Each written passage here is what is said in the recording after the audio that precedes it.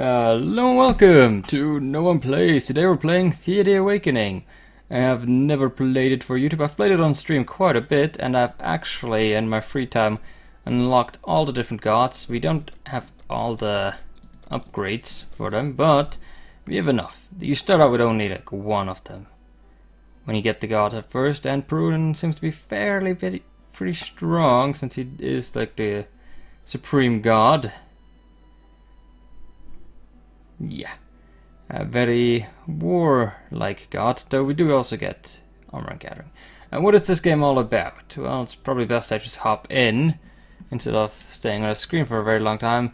It's kind of a turn-based, hex-based, almost strategy game, but it's also kind of an RPG because you do field a maximum of 7 people on this difficulty. The absolute max is 10 to start out with. You can get up to maybe 20, but that's already a lot of characters that you would have to handle. It's a lot of micromanagement, and I find it absolutely wonderful. It is in early access, so it's not quite finished. It's scheduled to come out fairly soon, but they still wanted to add a building and such. But I would call it amazing already. So let's get started here. We're loading fairly slowly, but that's only because we are on a huge map. For no good reason whatsoever.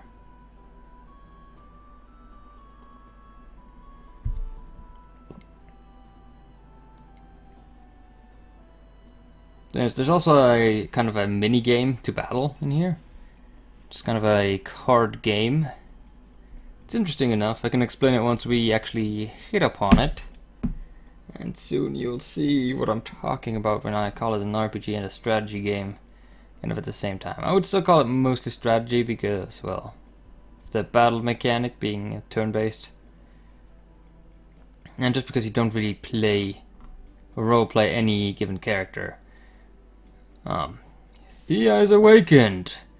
Welcome, no time to waste. You are a deity of the high pantheon, and you must help your worshippers survive the darkness. So what now, you ask? You are divine. Yes, you. Yes, but you have little power, and so you will know the world through your people's eyes. Okay, so that's why we only essentially control our people. We don't really feel like a deity. We are, but that's only really for the stat boosts at the beginning. This means you will encounter your own divine messengers and maybe even face your own avatars. Weird, I know. Your first mission is to survive. Every critter is trying to make you stay down, so get food, craft better equipment, and protect yourselves. You will guide your people to victory, either by sheer survival and progress, or by solving the Cosmic Tree's mystery. So there is actually a story in this game. It's not very long, I can say that much. But it's pretty cool. I mean, some people didn't like it. Some people also don't like that there are apparently tons of spelling mistakes, but I don't care. I could probably not even identify them myself. And we're not going to skip the tutorial because it usually seems like a bad idea. You're getting a bunch of little stuffs for it, essentially for free. Especially if you get the right resources at the start.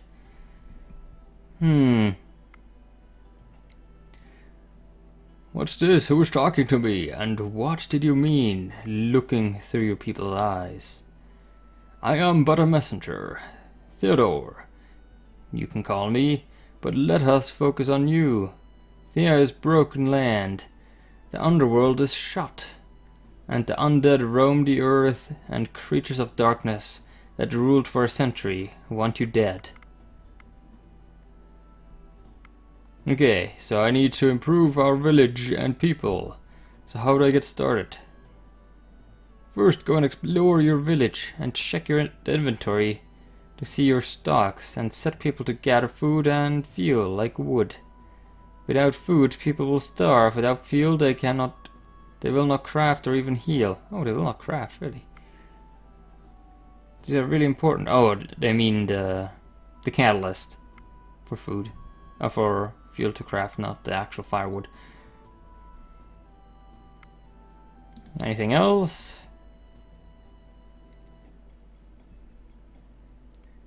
Okay, sent the exploring party to him.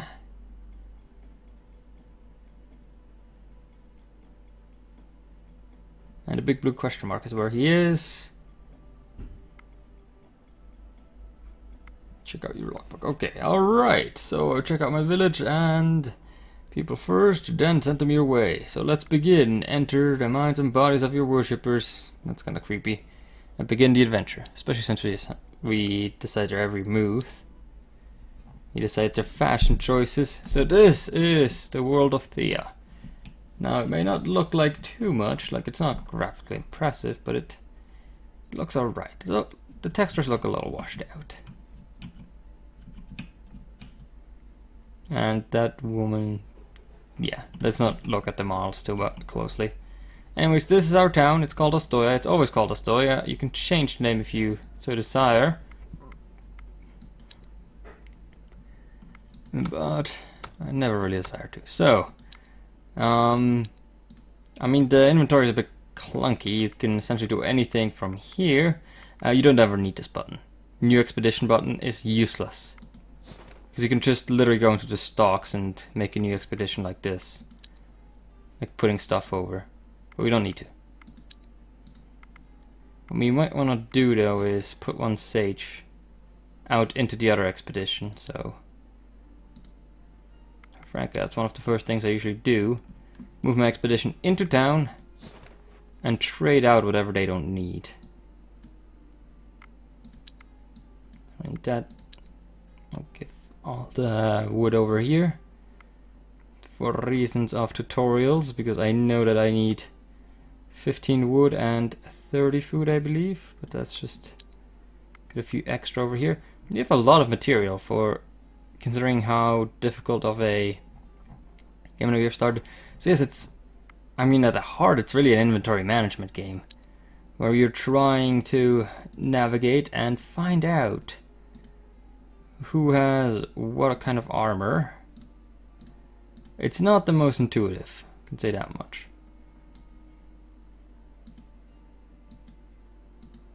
Yeah, the sages are essentially at their limit of carrying capacity. Just shown down here. I think I'm gonna... Sadly they don't have a name. Can I change their name?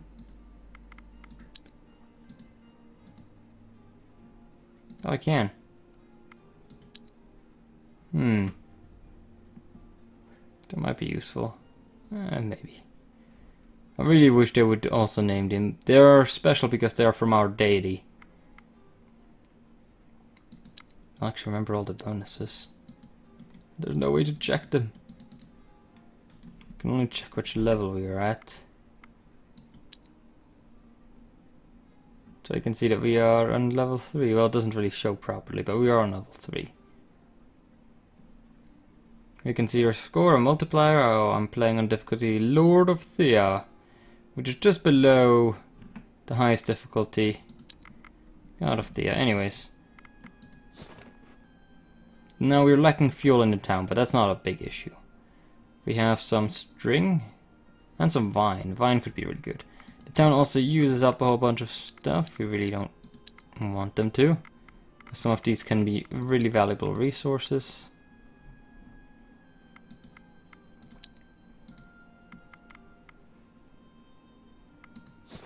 Oh crap. I should probably look out and see if there's anything we need. We have... all of the equipment is used, so we don't actually have any excess equipment. Sadly, we don't have anything for her.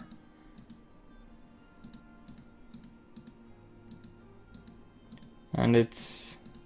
the entire group is made up of 3 warriors, 1 healer, and now 1 sage. Sage is really just for versatility.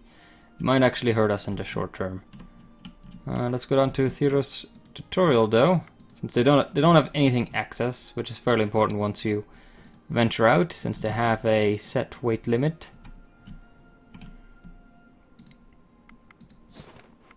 I always keep on clicking on the wrong icon. This little loop icon is where you can then start giving different tasks. Like you have gathering tasks, which the first person in, or the one with the most, gives full bonus. As you see, 70. The second person in, which should give 50, now only gives 25 extra bonus. because that's how helpers work now. It was a fairly recent change, but still. Kind of annoying, but doable. We need some... Actually, we need the wood first, really. There we go, and it's usually like the better one goes first. So you don't have to micromanage that. You could also do other stuff like craft armor and such. Like use our precious scaled leather for some. It's not that bad. Only problem is it's only close and we want that. So, in this game, how you progress? You battle, you create new stuff, like crafting gives you experience as well as battling gives you experience. And then you have a couple of trees to gather from. We have a crafting tree, which you can use to unlock certain things, as well as a gathering tree, and a construction tree. The construction tree is usually the least important, or the one you want to do last, because you have to have a fair access of resources before you can actually build anything worthwhile. Especially since the basic buildings you don't do much. The really good buildings, like if you use ancient wood or dryad wood to create something, then you can get real huge bonuses. Or, you know, use dragon bone. But other than that, you really don't need to. The materials you're striving for, the first are mithril, which is really good. I mean, you're really just looking to start creating the best armor that you can get from the start, and then slowly upgrade your adventuring parties. Scaled leather is amazing, as well as dragon leather. Scaled leather is kind of an anomaly where it's really good, as well as spider silk. But spider silk you can get enough on your own without actually having to do much. I'm not actually sure what I want to craft. I think I'm just going to go for hammers. I guess that's going to be relevant at one point. Maybe I actually do want to go for a build up your capital kind of build here, because I'm playing on a very hard difficulty, which will manifest in just tons and tons of people coming to try to hurt me. So, how does this work here? If we unlock all of these resources, which yes, I went straight for the max.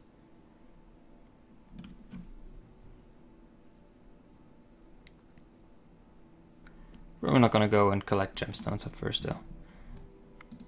We're looking for silk and some wicker as well. Anyways, the way this works is that now somewhere on this map we have resources revealed. It's a very bad system because we don't... No, there's no button to see them. We can kind of see the edge of the map. Then it doesn't actually look that big. And still a lot of turns. You can imagine, you can only have adventuring parties and that one town. There's no town building in this. So getting around can take a while. There we go, we have the moonstone, the obsidian.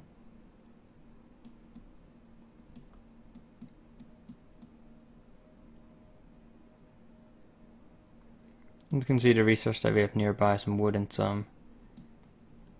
Yeah. Doesn't look like I can easily find... Oh crap, I went outside the map. The last one that I unlocked. Moonstone and obsidian I've found. Oh shoot.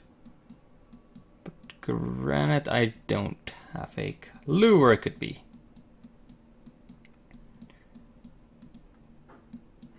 Okay, well, go back to my town. I can't believe that it's so hard to find. I mean, obsidian and moonstone. Good. But granite is very important as well. Oh, it's over here. It's over here. Okay, cool. That is actually not too far away.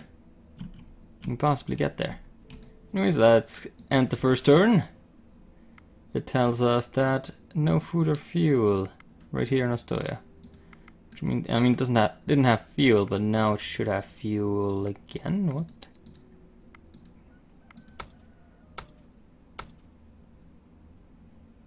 No, it should have fuel. Maybe use it all up again. Shouldn't have. Really shouldn't have. There we see some enemies. Can be fast approaching. Anyways, let's go and talk to Theodore again. This is how you get most of your story bits. You also get a bunch of challenges in this way, and just it's kind of awesome how you have random encounters and such. Well, hello there. You're finding your feet and making your first steps into the world. Well done. So, what now, my dear friend Theodore? Events such as meeting me will occur throughout your adventures. Sometimes they are random, sometimes they are predestined, and always varied. The events can occur when you are out exploring, but also globally within your village. So remember, leaving your settlement unattended may be dangerous. Alright, events can occur at any time, both within the village and out in the world. Anything else? Many events will ask you to bring stuff or do things in order to move to the next stage. Okay. Ask you to gather food and fuel in your village, so you can gather resources in your village, but also by setting up camp when you're exploring. That's very important because most of the advanced resources you have to get outside of your village. Okay, now I have to get 50 food and 15 wood. Well, let's look at our inventory. It just so happens that we have barely the amount we need. Perfect. Okay, we have the resources here. We give them to you. Oh wait, no, he gives us 24. That's great. Wonderful, well done. And keep your resources. They may come in handy. Once on a rainy day, you know, and blah blah blah. Thank you. Direct me to the boar. So he's sending us hunting now. Which is not quite as good as an exchange for us, because we could be doing other things. But I'm not really looking forward to fighting bats. The enemies that you really want to fight early on are spiders, as well as snakes. You're looking for them because spiders give you silk and snakes give you scaled leather, and scaled leather is awesome.